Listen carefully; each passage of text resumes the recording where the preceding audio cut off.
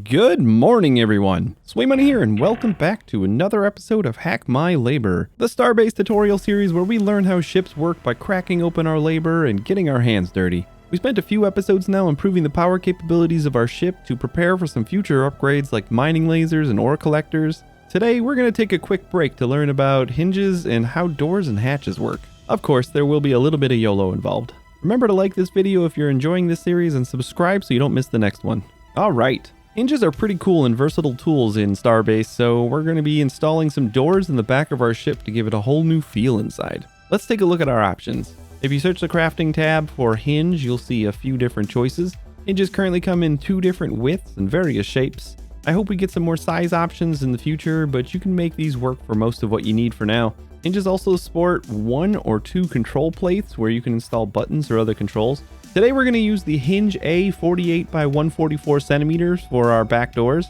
You can craft 4 of those while we're here. We're also going to need 4 144 by 144 centimeter plates for the actual doors, so craft those as well. Instead of a normal door that just swings out on the side, we're going to make a door that splits in the middle and kind of creates a ramp for entering. Let's start at the back of the ship. We're going to need to remove some of this plating to make room for our new hinge. Just unbolt and remove these plates right inside the door opening. Now slide our hinge right over the edge with the flat side facing up and the actual hinge hanging just a little over. Just put a few bolts in here for now as this is only a temporary location. You can snap one of our 144 by 144 centimeter plates to the flat attachment point below the 2 bolt spots you'll see on top. Auto bolt the hinge mechanism to secure the plate to it. As you can see, things aren't lined up quite the way we want them. We need the door plate to be facing up when the hinge is closed, and we probably don't want such an extreme opening angle either. We also probably want our door to close flush with the rest of the wall, so we need to push this hinge in a smidge. In order to control this hinge with buttons and YOLO, we need to give it power. But there's another way we can get things positioned the way we want them before fully connecting everything.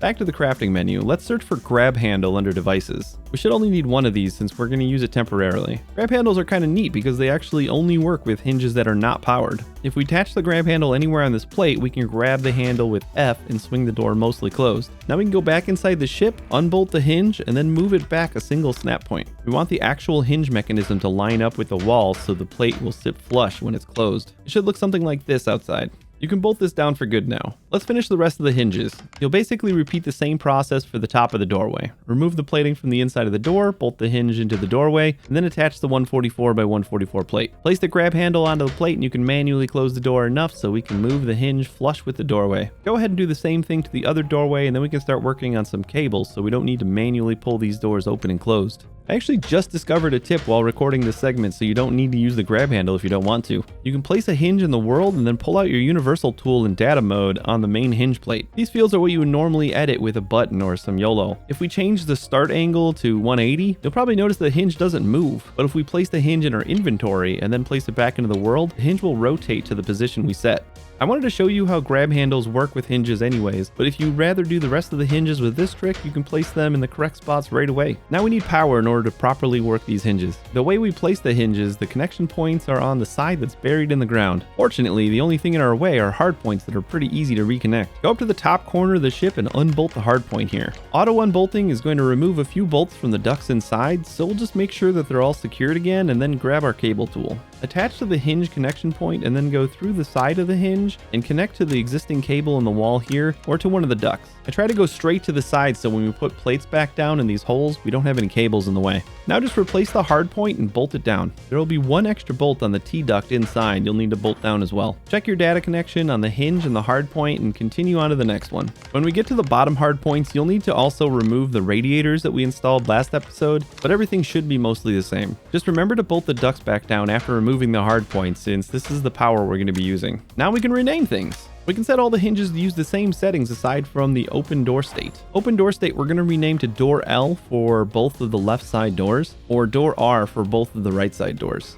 The start angle should be 180, end angle is 70, but feel free to adjust this to whatever looks good for you when the door is open. You can play around with target velocity to whatever speed you want the doors to open. I think the default is fine, but you can set it as low as something like 0.1 if you want a really slow door. Just find a speed you like. Now we set the value of door L or door R to 1, it will tell the door to open. Set it to 0 to close it. Alright, all that's left to do is place down a few buttons and write a tiny YOLO script. Craft 2 hybrid buttons, 4 simple button 12 by 24 centimeter, and 4 control table stand 45 degrees small. We'll start on the outside. Let's place our control table stand under this beam right here and bolt it down from underneath. We can run a cable straight down from the socket under the control table to the duct that's sticking out of the bottom of the ship for power. If you're on the left side of the ship or the duct isn't sticking out for you, you'll need to run a cable to the beam and then inside to a duct or cable you can see in there. Now place a hybrid button on the control table and bolt it down. Open your universal tool and rename the left side button to door L and the right side button to door R. The button style should also be 1. Press the button and it should work.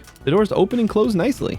Now let's add some buttons inside for opening and locking the doors. We'll place the control table on each side of our door right about here. Auto bolting should be sufficient, but you'll probably only get a single bolt. If you crouch, you should be able to find another spot you can bolt down manually though. You can run a cable from the port underneath to the duct right next to the control table to give it power. We'll be using 2 of our simple buttons on each side to control the door and lock.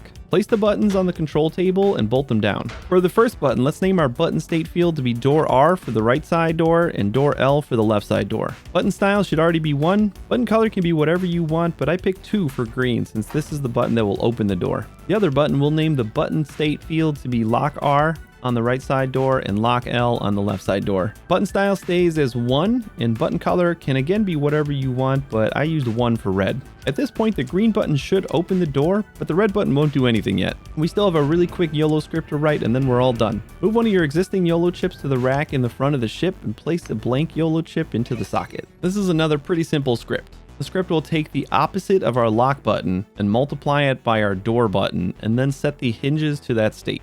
So if the lock button is on, the opposite of that will be 0, and multiplying anything by 0 will always be 0, meaning the hinges will never open. If the lock is off, the opposite will be 1, so if the door button is also on, or 1, we'll set the hinges to be 1 as well, which is open.